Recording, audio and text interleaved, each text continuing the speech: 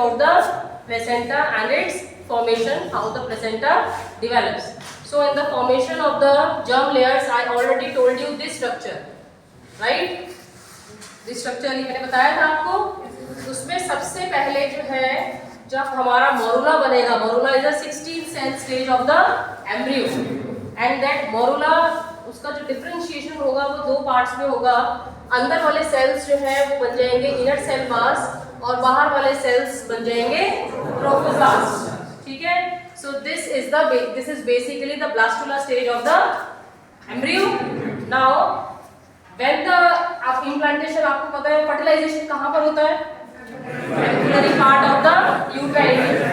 So after the fertilisation the cleavage process occurs and the embryo divides into a 16 cell stage that is known as morula, and ये जो morula होता है वो धीरे धीरे develop भी होता रहता है और आगे फैलोपियन ट्यूब के थ्रू कहाँ पे जाएगा, यूट्राइन कैविटी के अंदर आएगा, क्योंकि यूट्राइन कैविटी के अंदर होना है इम्प्लांटेशन। सो इम्प्लांटेशन की ये जो this diagram you can see, this is the process of the implantation of the blastula. By the time the morula reaches the uterine cavity, it has already becomes a blastocyst, and this is the structure of the blastocyst with inner cell mass and outer layer of the trophoblast, and inside there is a uterine fluid, right? Now this blastula जब तक ये uterine cavity में नहीं आता है तब तक इसके ऊपर एक लेयर प्रेजेंट होती है, उसे हम क्या बोलते हैं, ज़ोना पेलिसिडा। वाई वो ज़ोना पेलिसिडा क्यों प्रेजेंट होती है, क्योंकि ये जो आउटर लेयर है ट्रोफोब्लास्ट, इसकी एक प्रॉपर्टी होती है, it has the property of attaching itself to any tissue it comes in contact. तो अगर इसके ऊपर कोई भी लेयर नहीं होगी तो ये ट्रोफोब्लास्ट होगा, वो फैलोपियन ट्यूब में फर्टिलाइजेशन हुआ, वहीं पर ये अटैच हो जाएगा और वहीं पर प्रेगनेंसी डेवलप होना शुरू हो जाएगी। तो उसको प्रिवेंट करने के लिए जब तक ये जो हमारा ब्लास्टुला है ये यूट्राइन कैविटी में नहीं आता इम्प्लांट होने के लिए, तब तक उसके ऊपर ज़ोना पेलिसिडा की लेयर प्रेजेंट होती है। Once it reaches the uterine cavity for implantation, that zona pellucida disappears, so trophoblast will comes in contact with the uterine endometrium, and then starts invading into the uterine endometrium. So ultimately A, B, C, D, in this last diagram you can see the whole of the embryo is implanted into the uterine endometrium, right? Now endometrium, आपने तीन parts, जो uterus की तीन layers होती है, अंदर वाली uterine endometrium, फिर मायोमेट्रियम, फिर पैरामेट्रियम, राइट? तो एंडोमेट्रियम हम बोलते हैं, लेकिन जब इम्प्लांटेशन हो जाता है एम्ब्रियो का उसके बाद उसको एंडोमेट्रियम नहीं बोलते, उसके बाद हम उसको बोलते हैं डेसिडुआ, राइट? क्या बोलते हैं? Decidua. Now this decidua has three parts. The part which is opposite this embryo, that is known as decidua basilis. In this portion, decidua basilis, actually the placenta is to be formed. And this opposite side towards the uterine lumen, this part of the decidua is known as decidua capsularis, and the part of the decidua which lines the rest of the uterine cavity is known as the decidua parietis. So basically we are concerned with the decidua basilis and decidua capsularis over here, ठीक है?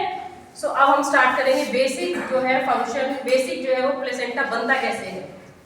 सबसे पहले ये देखिए, आपको बाहर वाली layer तो पता है, ये ट्रोफोब्लास्ट, इसमें इस डायग्राम पे आपको मैंने बताया था, this is the parietal extra embryonic mesoderm and this black colour layer is known as the trophoblast. This trophoblast plus this parietal extra embryonic mesoderm दोनों को मिला के क्या बोलते हैं, कोरियन। और प्लेसेंटा का जो बेसिक फंक्शनल एलिमेंट है वो भी क्या है, वो हमारी विलाई है, कोरियोनिक विलाई। क्या होती है? Chorionic villi. क्यों बोलते हैं उनको कोरियोनिक विलाई? क्योंकि ये जो विलाई होती है वो सबसे बाहर वाली लेयर है एम्ब्रियो की, इसका नाम है कोरियन, उससे निकलती है। So the main functional element of the placenta is the chorionic villi that are formed as the offshoots from the chorion, that is the outer layer of the embryo, right? So first these chorionic villi are formed all over the embryo, right? You can see in this diagram the chorionic villi are forming as the offshoots all over the embryo in the decidua basilis as well as in the decidua capsularis. But finally what happens, the chorionic विलाय which are growing in the decidua capsularis degenerate, degenerate हो जाएंगे। और ये जो part होगा हमारा Korean का, ये कैसा हो जाएगा, स्मूथ हो जाएगा, और इसको हम क्या बोलते हैं, कोरियन लीवे।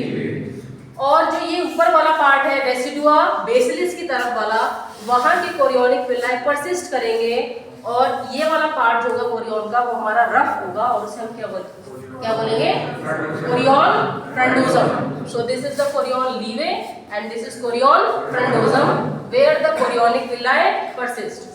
So और ये जो बाहर आपको दिख रहा है ये क्या है, this is the decidua basilis. So ये जो chorionic villi है towards the decidua basilis and this decidua basilis together forms a dish-shaped mass that is known as placenta. सबसे पहले तो placenta actually है क्या? Placenta is a disc-shaped mass which consists of two parts, the fetal part and the maternal part. The fetal part is this chorionic villi and the maternal part is the decidua basilis. So chorionic villi and decidua basilis दोनों को मिला के क्या बोलते हैं, placenta बोलते हैं। ठीक है, ये तो था बेसिकली फंक्शनल एलिमेंट्स क्या है और प्लेसेंटा बनता किससे है, दो पार्ट्स हो गए। अब पूरा उसका डेवलपमेंट कैसे होगा, सबसे पहले ये डायग्राम देखिए, इसमें बाहर की तरफ है decidua, this is trophoblast and this is extra parietal extra embryonic mesoderm, right. तो अभी हमने सिर्फ बाहर वाली लेयर ली है, कोरियन लिया है, यानी कि इन दोनों को मिला के क्या बोलेंगे, कोरियन, और ये क्या है हमारा डेसिडुआ। ठीक है, सबसे पहले trophoblast is only a single layered layer, it is made up of a single layer of cells. But finally क्या होगा कि ये जो ट्रोफोब्लास्ट है it will divide rapidly and multiply and gives off another layer that is known as syncytiotrophoblast. Now what is the difference between syncytiotrophoblast and the cytotrophoblast? This syncytiotrophoblast आप इसमें देख रहे हैं कोई भी बीच में सेल वॉल नहीं है, the cells are not separated by the cell wall।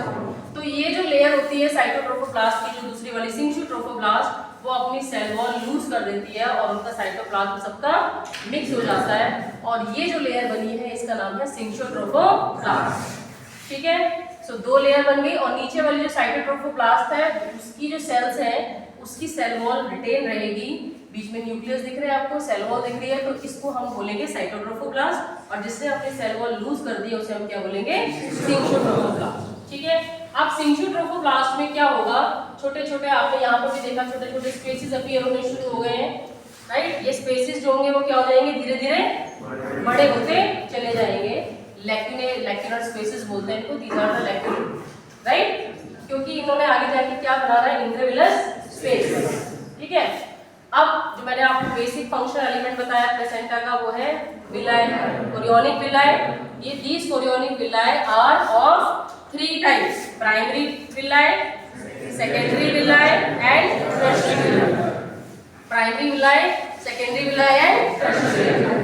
Primary villi में क्या होगा, ये देख रहे हैं ये सिंक्योट्रोफोब्लास्ट, इसमें क्या हुआ, सिंक्योट्रोफोब्लास्ट में स्पेसिस थे वो कितने बड़े बड़े हो गए, और ये जो स्पेसिस थे इनको हम क्या बोलेंगे, इंटरविलस स्पेसिस। सो बाहर है डेसिडुआ, ये है हमारी syncytiotrophoblast, this is cytotrophoblast and this is extra embryonic mesoderm. So basically पहले क्या होगा, ये आपको इस डायग्राम में जो एक्स्ट्रा एम्ब्रियोनिक मेसोडर्म है वो अंदर एक्सटेंड करी हुई दिख रही है ना, लेकिन पहले एक्सटेंड नहीं करेगी। फर्स्ट स्टेज में क्या होगा, सिर्फ there will be an outer layer of syncytiotrophoblasts and an inner layer of cytotrophoblast, that is known as primary villi। secondary villi क्या होगा, secondary villi में क्या होगा बेटा, outer layer of syncytiotrophoblasts, central core of cytotrophoblast और inner core of extra embryonic mesoderm। ये हो गई हमारी सेकेंडरी विलाय। अब नेक्स्ट स्टेज में क्या होगा, ब्लड वेसल्स भी इस एक्स्ट्रा एम्ब्रियोनिक मेसोडर्म में डेवलप हो जाएंगे। तो बाहर कौन सी लेयर हो गई, ये वाली डायग्राम देखिए, ये बाहर वाली आउटर सिंक्योट्रोफोब्लास्ट, फिर साइटोट्रोफोब्लास्ट, फिर extra embryonic mesoderm and these are the blood vessels. तो ये जो बेसिकली स्ट्रक्चर है वो क्या है हमारा, टर्शियरी विलाय। तो primary villi, secondary villi and tertiary villi. ठीक है, अब ये जो विलाय होंगे दे विल डिवाइड, पहले ये जो अल्टीमेटली पहले क्या होगा फिर, ये जो हमारा साइटोट्रोफोब्लास्ट है, इस वाले डायग्राम में आपने देखा था cytotrophoblast is not in contact with the decidua, the syncytiotrophoblast was in contact with the decidua. After that, what will happen? This cytotrophoblast multiply and cuts off this syncytium from the decidua in this diagram. ये देख रहे हैं? Now इस diagram में जो हमारा cytotrophoblast है वो डेसिडुआ के कांटेक्ट में आ गया है ना. तो ये जो लेयर बनी, ये जो साइटोट्रोफोब्लास्ट की लेयर बनी जिसने सिंचियोट्रोफोब्लास्ट को डेसिडुआ से कट ऑफ कर दिया, उसे हम क्या बोलेंगे? साइटोट्रोफोब्लास्टिक शेल. क्या बोलेंगे? साइटोट्रोफोब्लास्टिक शेल. तो ये पूरा स्ट्रक्चर जो है प्लेसेंटा का बन गया, जिसमें देख रहे हैं आप ऊपर पैटर्नल पार्ट है हमारा डेसिडुआ, उसके अंदर ये स्पेसेस है जिसमें मैटरनल ब्लड आएगा, राइट. ये जो स्पेसेस है these are the intervillous spaces, और ये जो बीच का स्ट्रक्चर है ये हमारा है tertiary villi.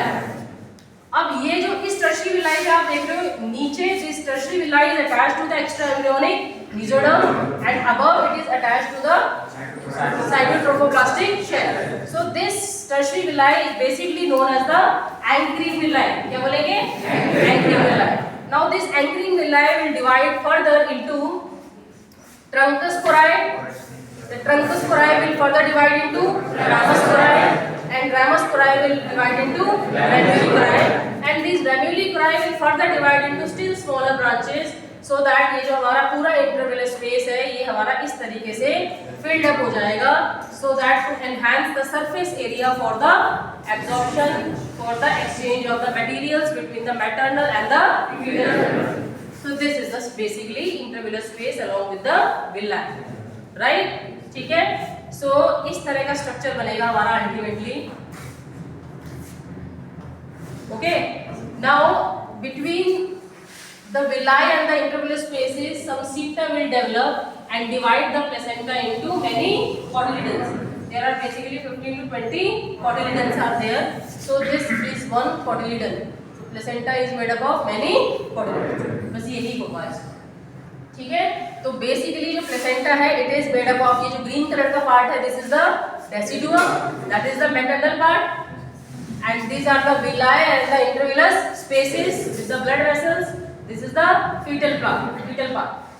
So this fetal part and the maternal part both constitute a disc-shaped mass that is known as placenta. इसमें बेसिकली तो हमारी विलाई ही है ना, यही तो सारा काम कर रही है, विलाई से तो सारा काम कर रही है ना. सो इसीलिए chorionic villi are the basic functional elements of the placenta, right. Functions मैंने आपको बता दिए. जो बेसिक फंक्शन है प्लेसेंटा का वो क्या है? Exchange of materials, oxygen, carbon dioxide, waste products, nutrition, right, antibodies to prevent the fetus from any infection, and the main function is to secrete the progesterone, which is very essential for the maintenance of pregnancy, because up to the 3rd month the corpus luteum is the structure which produces progesterone for the maintenance of pregnancy. But after 4th month when the placenta develops completely, the placenta produces progesterone which is essential for the maintenance of the pregnancy. अगर progesterone कम हो गया तो baby का डिस्कैरेज भी हो सकता है. ठीक है. देन उसके बाद हमारी एब्नॉर्मलिटीज ऑफ प्लेसेंटा है. उसमें सबसे पहले आप देखेंगे placenta previa. Actually the placenta is attached to the upper uterine segment.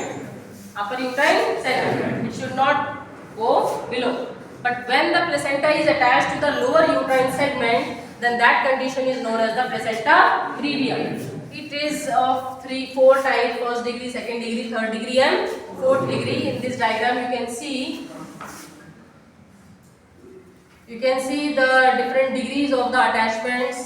When it is near to the some distance away from the internal os, that is 1st degree. Near the internal os, this is 2nd degree. When it is partially covering the internal os, 3rd degree, and when it is fully covering the internal os, that is 4th degree. So this condition is known as the placenta previa. ये condition जो है वो क्यों important है? क्योंकि अगर ये condition अगर आपको मिलती है तो उस कंडीशन में प्लेसेंटा का, अगर ये मिलती है प्लेसेंटा प्रीविया कंडीशन है, तो बेबी का जो जन्म है वो काफी दिक्कत हो सकती है, उसमें बच्चे की डेथ भी हो सकती है, क्योंकि प्लेसेंटा रप्चर होने के चांसेस ज़्यादा होंगे, ब्लीडिंग भी होने के चांसेस ज़्यादा होंगे, और उस समय के टाइम बीइंग में बेबी को ऑक्सीजन नहीं मिलेगी और बेबी की डेथ भी हो सकती है। तो अगर ऐसी कोई कंडीशन होती है तो उसमें सीजर के लिए ही जाते हैं, ठीक है। फिर नेक्स्ट कंडीशन है placenta सक्सेंचुरियाटा, when a portion of the placenta is separated from the rest of the placenta, that is known as placenta सक्सेंचुरियाटा।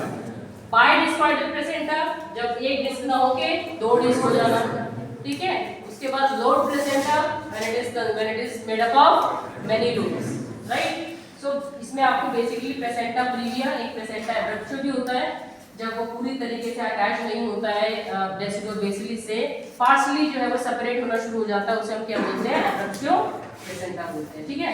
तो these are the basically abnormalities of placenta. इसमें किसी को कोई डाउट?